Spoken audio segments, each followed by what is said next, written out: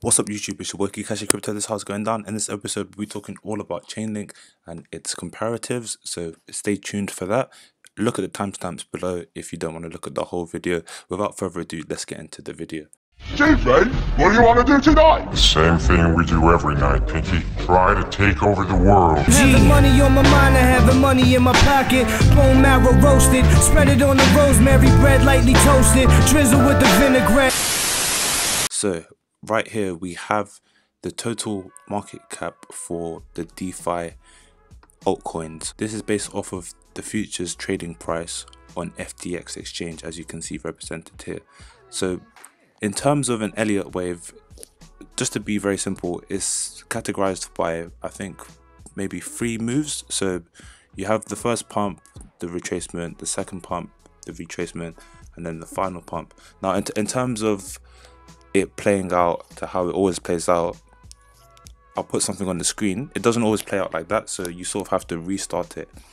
But in terms of this pump now, we could be in the next cycle of an Elliott wave. So we've had our first initial pump and we could potentially be seeing another pullback.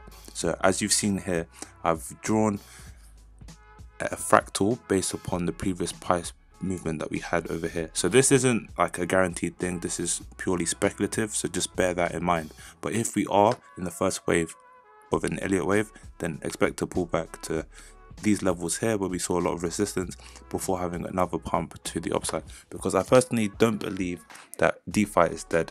With the fact that banks are offering 0.1%, nearly negligible interest rates on your savings and your funds that you have in your bank account, it wouldn't make sense for DeFi to be dead, because that's ultimately where a lot of people are actually getting yield and getting returns on their money. So without further ado, we're going to be talking about Chainlink. So the first comparative for Chainlink we'll be talking about is Chainlink against gold. So I just thought it'd be an interesting intake to have for Chainlink. So Chainlink hasn't been around for that long, and in terms of the price data, you can see it only goes around to 2019 or so, even though I'm sure there's a bit more data, but in terms of what's available, this is what's available. But we can see here, priced against gold, it's been maintaining its value, which is good to see.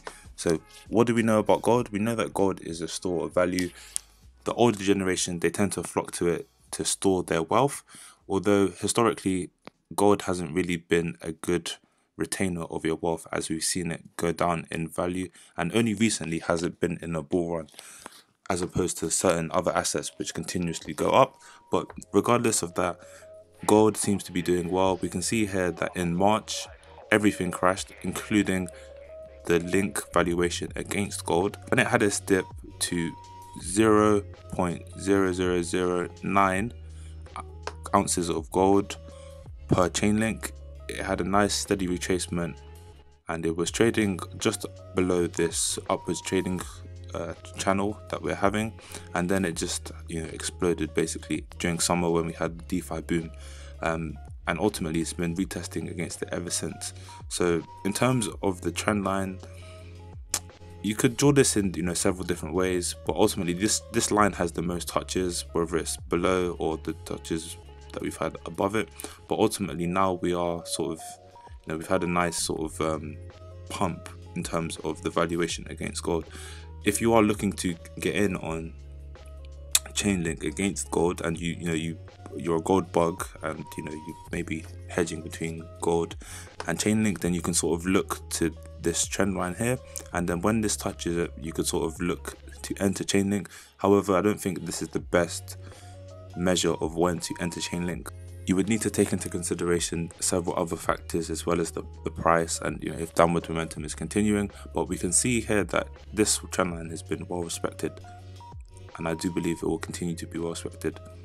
But yeah, just to cap this off, the peak that we had for Chainlink against gold was worth 0.01 ounces of gold per Chainlink, which I think is quite interesting to see.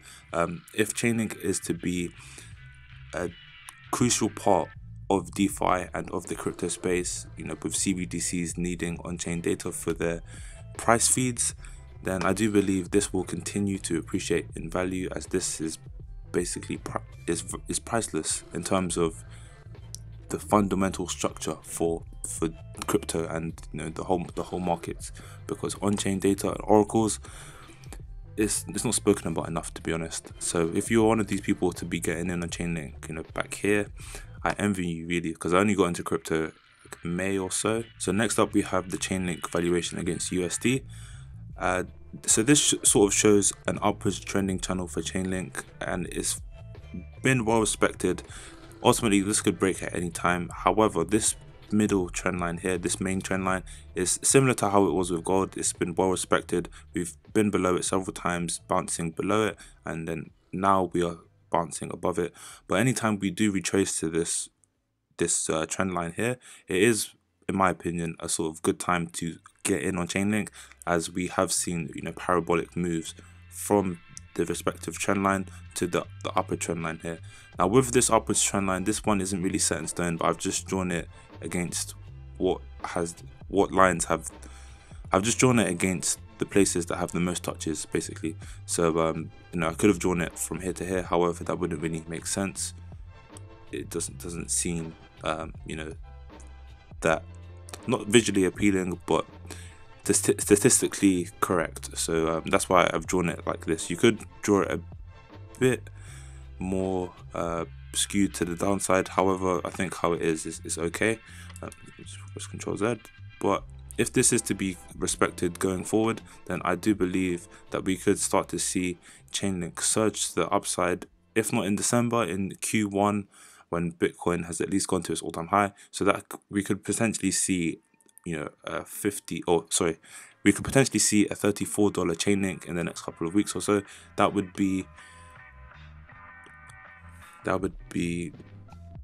a 167% move. So if you guys are traders out there, then you could potentially enter leverage positions. We've seen in the past that this has been a well respected move to the upside. However, this could easily get invalidated and go to the downside, as we've seen in the past, where we moved from 4 cents to to $4.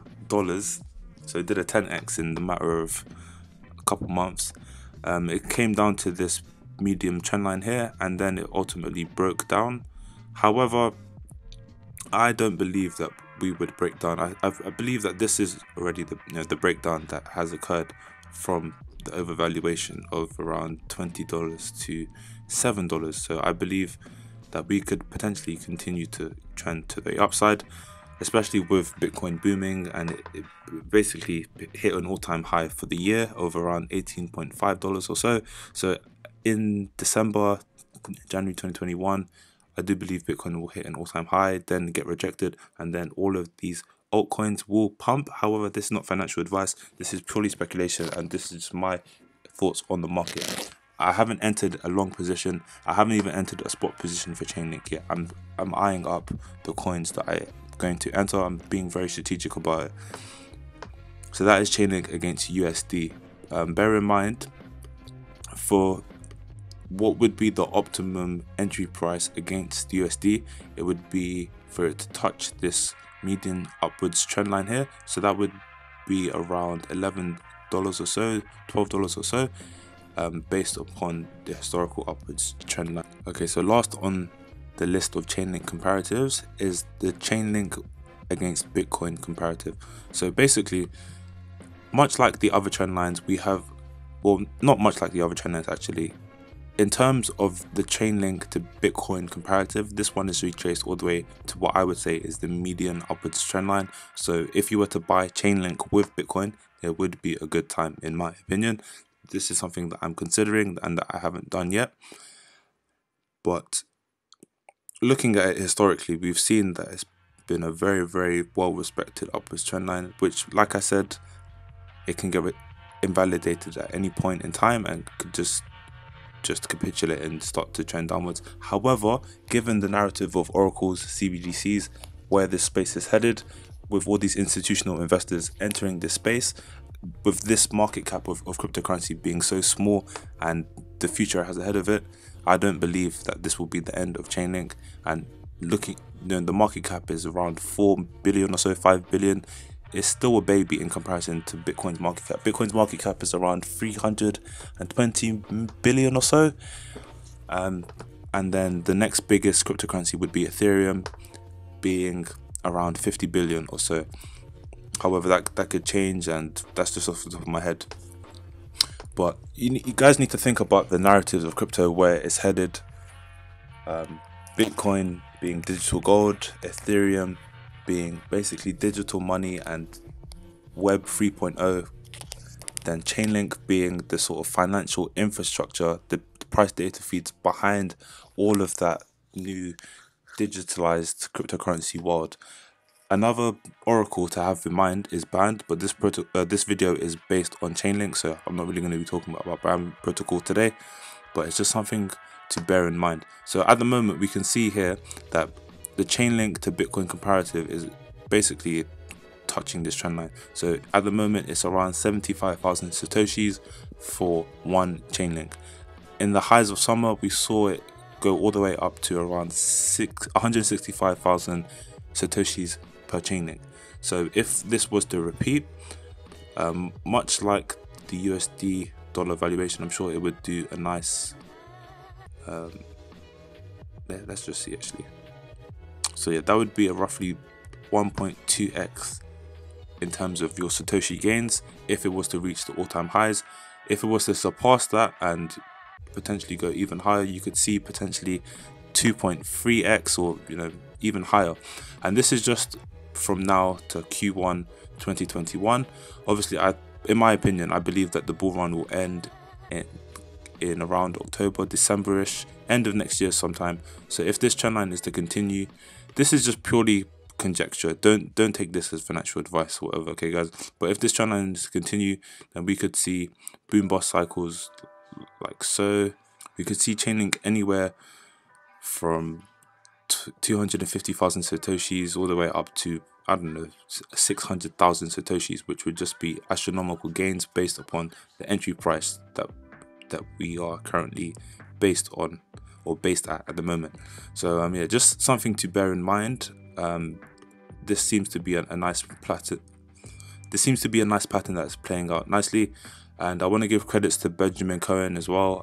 I sort of took a different approach to how he looked at this. He sort of had the Chainlink to Bitcoin in comparison, but I sort of went a bit further and compared it to gold. You could also compare it to silver as well. Those are both two commodities that have with fairly limited use case. The only thing about gold is that, as NASA have said here, well, Fox News really / NASA, they've sort of said that there's an asteroid that could potentially make everyone on Earth a billionaire, therefore sort of devaluing gold, because if there's to be this much gold, then basically it would not be a commodity anymore. Well, it would be a commodity, but it would not have as much value that has historically been tied to it. So for that reason, and if astronauts were to find this and were to mine this amount of gold, then basically Bitcoin and cryptocurrency assets, or digital assets I should say, are your best bet in terms of actual digital scarcity. So yeah, that's been the video guys. Hope you've enjoyed it. Make sure you smash the like button, hit subscribe if you're new, and I'm out here.